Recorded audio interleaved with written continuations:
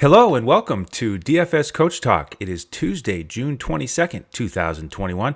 I'm Andrew Hansen alongside Joe Sarvati, affectionately known as Coach, and he's got a new clipboard to deal with. Right behind him, you can see it on YouTube, ready to build some lineups, Coach.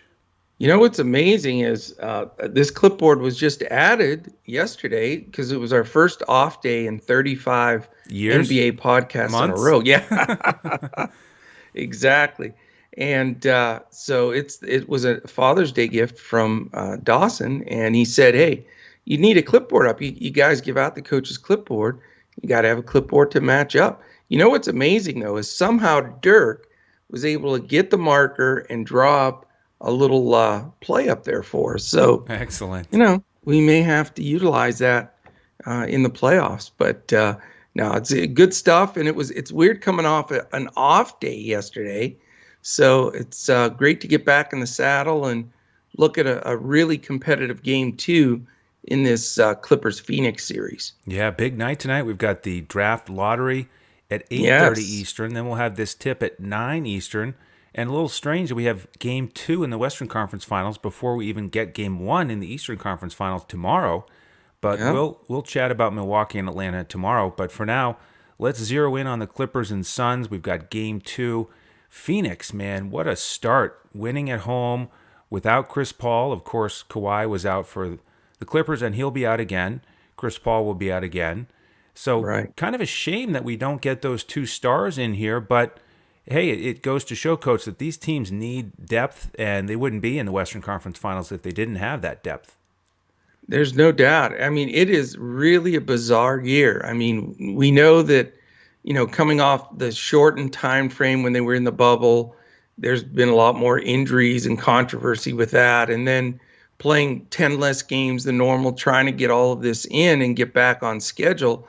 It really has created a situation it's like an open, almost like an NCAA tournament. I mean, you've got a fourth and second seed and a fifth and third seed. So when have we seen that without a number one anywhere to be seen in these conference finals? It's really up in the air, and both of these series are up in the air. I know that Phoenix and Milwaukee are favorites to win them, but I wouldn't count anybody out at this point. Absolutely. It's still open, and we can't count anybody out of our rosters yet until we work through this. So let's Right. get everybody ready for DraftKings and FanDuel like we always do. I'll get started on the Clippers side, Coach, and you can Okay. follow up there and then take the Suns. Yes. And I So, want to mention too, real quick, it's a 5 point favorite for Phoenix, and 224 is the over under. It's not as important, when there's just a one game showdown slate, but Phoenix is the favorite here. So, if that changes any thinking on last guys in kind of thing. right. So they're looking to go up 2-0 at home. Now, Correct. with the Clippers, of course, Kawhi out, but Marcus Morris will be ready to go. We know he left early, came Right. back, was a little bit hobbled, but he is ready to play tonight. So, should expect that recent starting lineup we've seen of Jackson, Terrence Mann, Paul George, Morris, and Batum. And how about Reggie Jackson stepping up? 39 minutes, 24 points. He took 19 shots, 4 of 12 from distance. He's been great in Kawhi's absence.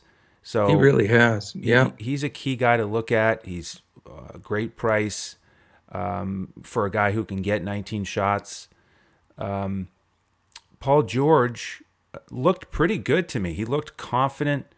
Yeah. Didn't end up putting up as many fantasy points as Booker, even though he was over 30 actual points. Booker was just unbelievable. Crazy. 40-point triple 77. double. Wow. Yeah. Man, did That he doesn't step up. happen often. No, it doesn't. So, Paul George, I mean, if you start a lineup with Reggie Jackson and Paul George, you know you're going to get a bunch of shots on the Clippers side. You're going to feel pretty good about the usage. How does that work with the rest of your lineup? That's what you have to play with and figure out, who's going to be your MVP, who's going to be your captain. Paul George is the most expensive guy on both sites, and he's somebody who I'd like to have in the lineup. He is an MVP candidate for me on FanDuel. Really pricey as your captain on DraftKings. So it's one way you could go. I don't think you need to go there. With the rest of the Clippers starting lineup, Terrence Mann, he definitely did come back to earth, but he had foul trouble, and he still shot it well. He was 3 for 3 on 3-pointers, and he only took 4 shots total, Coach. How about that change from the game before against Utah? I think he'll, likely be back in the middle of those two performances where he'll get more shots and more minutes and stay out of foul trouble. So I think he'll be a factor.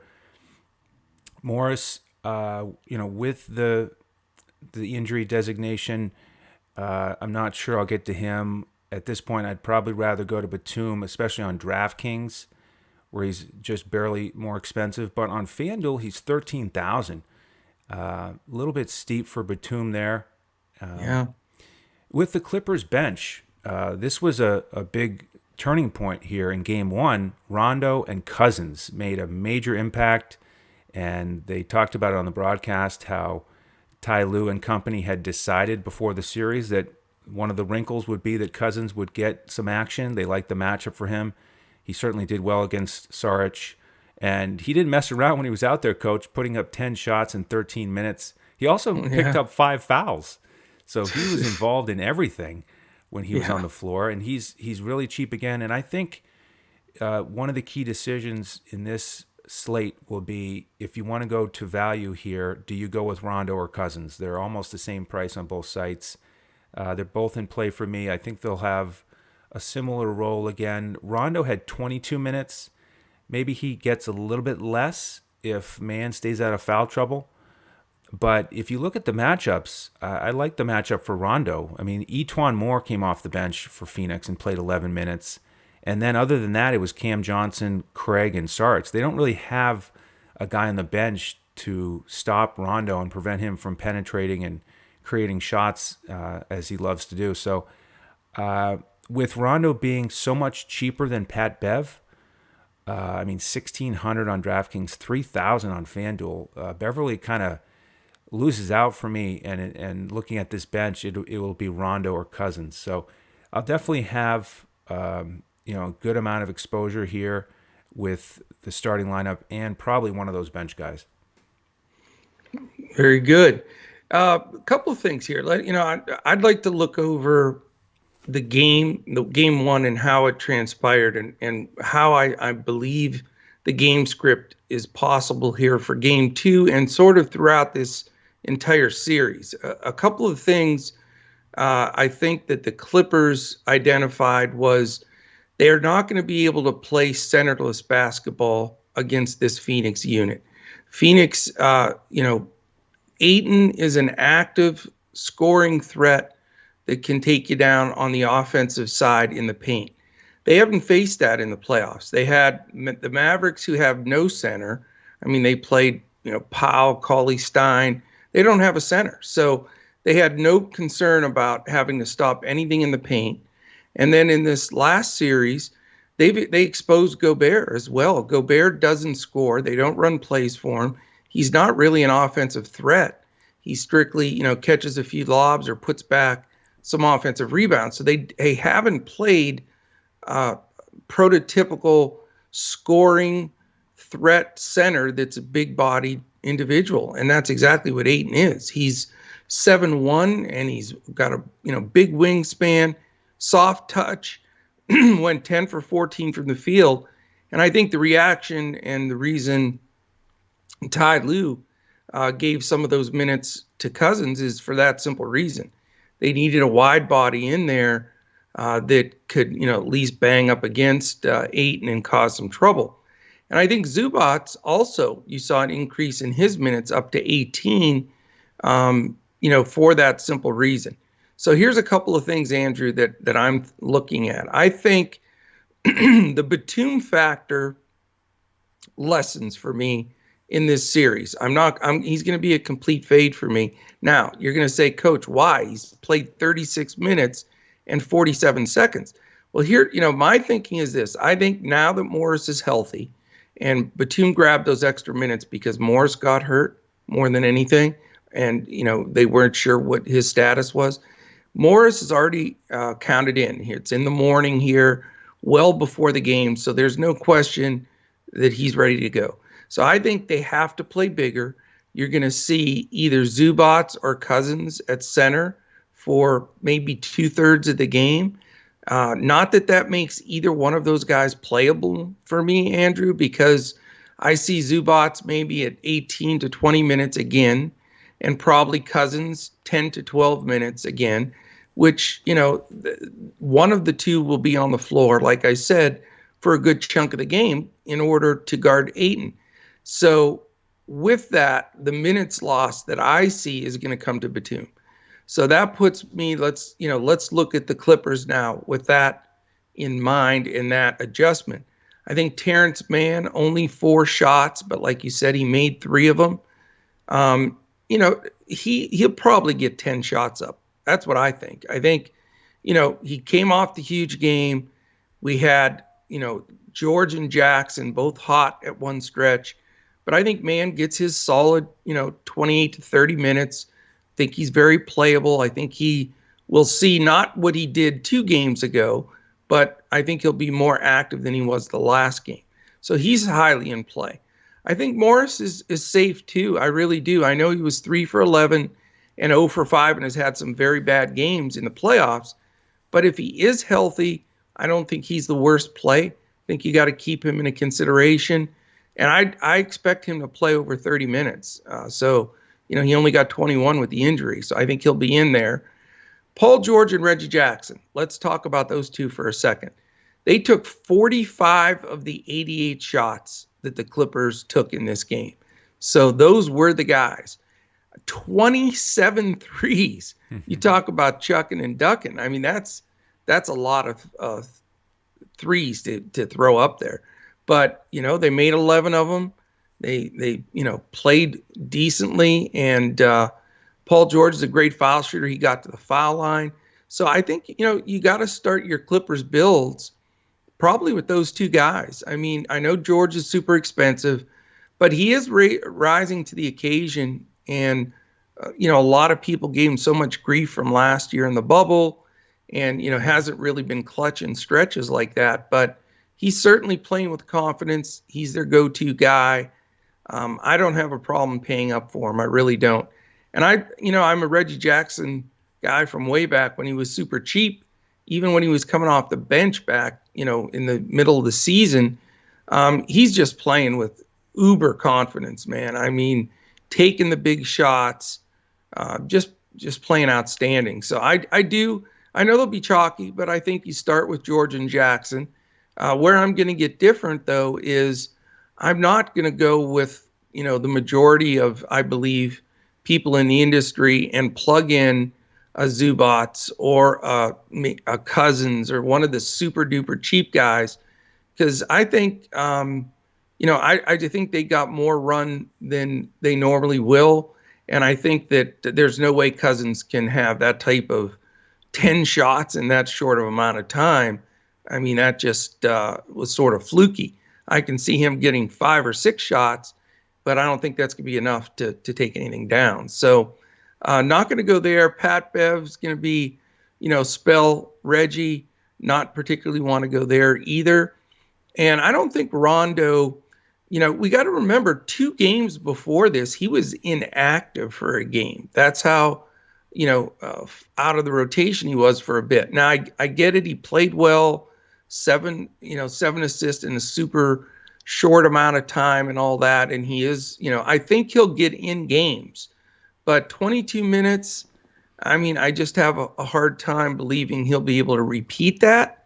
If I took a flyer and played a GPP, Rondo could make that, but I think he's going to get more like 16, 17 minutes. This is the other thing, Andrew, I want to mention. This team's still recovering from 2 incredible series. I mean, having to go 7 against the Mavericks and the huge fight this last series with Utah. So they also knew that this is going to be a long grind. It could go 7, and they wanted to at least get a little fresher for the guys instead of playing them 45, 48 minutes. So, getting both George and Jackson under 40, I think was their goal, and they did with 38 and 39 respectively. But I think you'll see those increase a couple of minutes each game through this series, and as they pace them going forward. So for me on the Clippers side, it is all about really Reggie and Paul George, and then the possibility of Mann or Morris. And that's what I got there. Excellent. All right. Well, before we go to the Phoenix side, Coach, just Yes. want to request that folks subscribe to our channel on YouTube if you haven't already. So if you missed us yesterday, then subscribe to the channel. We missed you with that day off, so make sure that you're subscribed, and that way you won't miss our podcast coming up, because now we're going to be back in that groove of one game a day, flip-flopping between West and East. And then also, if you'd like, join us as a member, dfscoachtalk.com. Grab our lineups. We'll have full FanDuel lineups for you to play tonight, cash lineups, a GPP lineup. We'll have a full YAHOO lineup for you, and then we'll have a cash build and a GPP build for you on DraftKings. Perfect. All right. You want me to dive into the Suns? Let's do it. All right. Let's start off, of course, with Booker. I mean, obviously he's one of my favorite players in the league. I love watching him play. He did get 44 minutes, which is a big run, but he was incredible. I mean, he won that game for them, no doubt. Certainly a guy that you have to consider immediately. I mean, we've talked about this throughout the year. When Paul sits, Booker's usage jumps up even higher than it normally is. So he is the absolute, best spot to go. The question is now, from a salary standpoint, what can you afford and what can't you afford? Now, on the site, where you have to pay a lot more for your captain, it's going to be hard to put George or Booker as your captain. So the key is going to be building with that medium or value guy as the captain, so you can get both of them in your lineup. But on the sites, where you don't have to worry about that pricing, FanDuel and Yahoo, as opposed to DraftKings, you can still layer those two in. And I'll be interested to see your opinion, but I can tell you right now, it's going to be either George Booker or Booker George. I just think that you've got two alphas that are now solo. I mean, there's no Kawhi, so George is the man. There's no Paul, so Booker's the man. I mean, it's about as simple as it gets in the DFS world. And I think those two guys have such a high propensity to be the top DFS scorer for their teams that I think you just start 1-2 with those where it's not an issue having to pay more than their salary like you do on DraftKings. So enough said about Booker. It's simple enough. Now it's where it gets sticky, because I do like Ayton. He was terrific. He's had a good playoffs, but I can't afford him with what I'm doing, and I'm okay with it because of the game scripting I talked about, Andrew, in this last game. I do think that the Clippers' strategy is going to be, lay Zubats on him or lay Cousins on him. Got two big bodies there, and a little bit of Morris as well. Just, he's great at stripping the ball. But they're going to make it tougher on Ayton, I think. And Cousins is in there to get his money's worth, and he's going to hack the living daylights out of Ayton and push him around. And I expect, even in short minutes, he'll pick up some fouls again. But, just trying to make it a little bit tougher on Ayton and wear him down. And I think they'll adjust to that because, again, they haven't had to do that in the previous two series. So I'm going to be, have to swallow hard and accept it, but I'll probably be fading Ayton because of the cost. Where I think I can fill in here with Phoenix are three specific guys. I mean, I've always been a Bridges guy, although his ancillary numbers have been weak lately. So if he gets in there, 36 minutes to only have 1 rebound and 2 assists is a little iffy. He doesn't get his hands on the ball enough. So not as excited about him, but I do know that he'll be on the court for tons of minutes. The other two guys I like the most are two guys I've gone to for a long time, and that's Jay Crowder and Cameron Payne. I think they're both 30-minute plus guys Payne is terrific for his price. I mean, 9 assists. I mean, per 50% shooting. He knocked down a three. I mean, he's a consistent good point guard, and to me is unfadable when Chris Paul is out. So he's high, very high on my list. Bridges because of the minutes, and Crowder just because he's a vet. He's not going to take a ton of shots, but he does. If he can get the 10 shots that he got the last game, I'm good with that because he's always going to have like 6 to 9 rebounds, even pick up a stock here and there. And again, you have to make the salary work. So, that's where I'm looking for on the Sun side. As far as the bench goes, the only guy I would consider here, because he does get hot and he gets streaky and he looks like he's got his legs under him a little bit more confidence wise because he was out for a long time with an injury, and that's Cam Johnson. I think he'll get the most minutes off the bench for them. He played 25 minutes, which is acceptable. If you plugged him in for 25 minutes right now, I'd take him because he can really shoot the three. He doesn't get a lot of attention, so he's going to get some open shots, and he will rebound and get in there. He's a tall, young, quick guy, and I think he's a nice value play if you have to go there. Not going to go with the other guys, though. I know some people are going to, their eyes open saying, okay, Etuan Moore, Torrey Craig, they're going to get minutes. They're vets. They're defenders. Just I don't trust their offensive output. I think, again, trying to avoid that one guy that sinks your whole lineup is key. And then Dario Saric, I know he's played a bigger role, through the playoffs for them, but it's tough. 11 minutes, no points, only 1 rebound. Again, just a huge gamble. Now, if Ayton gets in foul trouble or something of that nature, then Saric would be a winner for you. So if you want to use him in a GPP somewhere, I'd understand it. But as far as cash goes, just too risky for me. So that's what I got, man. Yeah, I'm pretty similar with Phoenix. Love Booker. Just don't see myself playing a lineup without him. And I agree on FanDuel.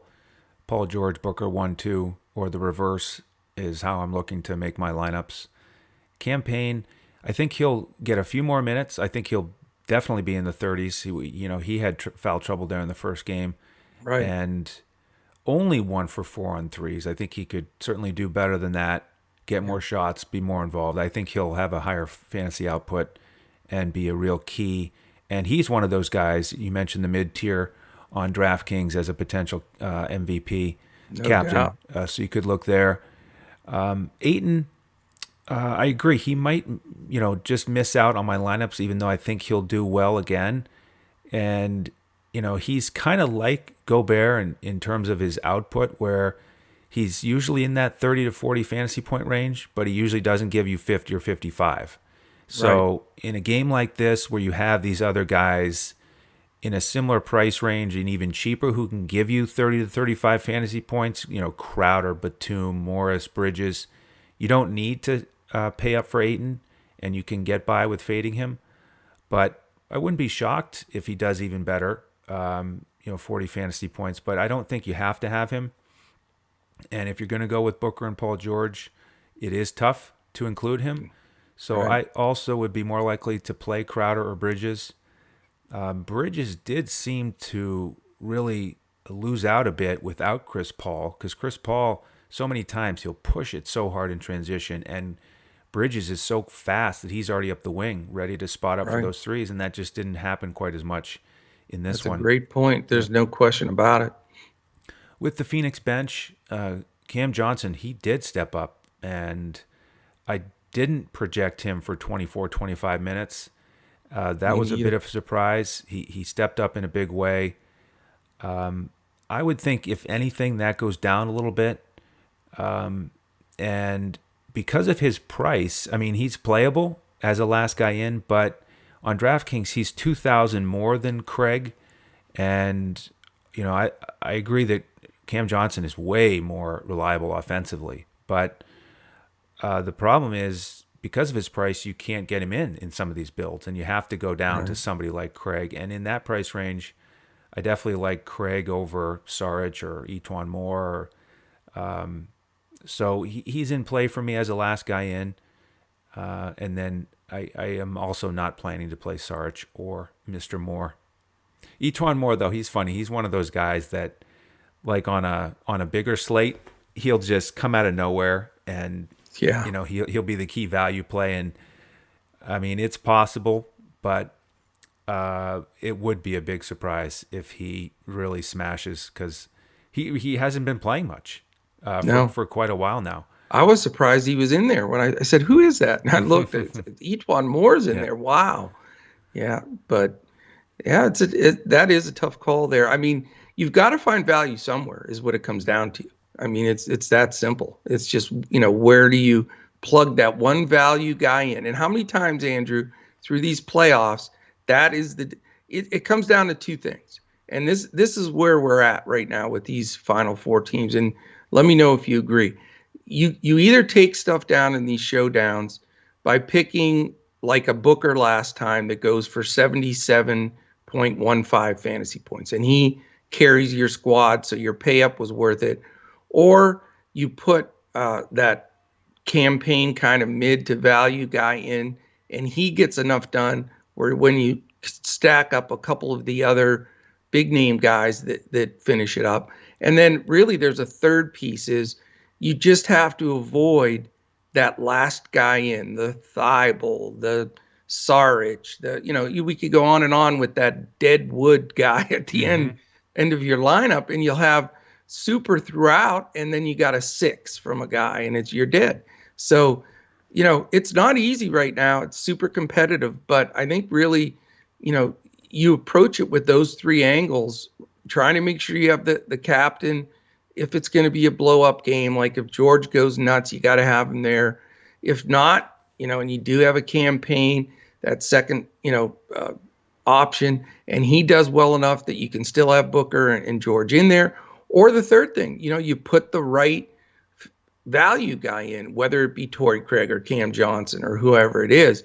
And those are the three things you have to look at and, figure out what is going to be the best fit for you. And also, I'm a one build guy, as you know, Andrew, with cash game, but I may put 2 or 3 lineups in there tonight because I've sort of narrowed it down to those 3 strategies.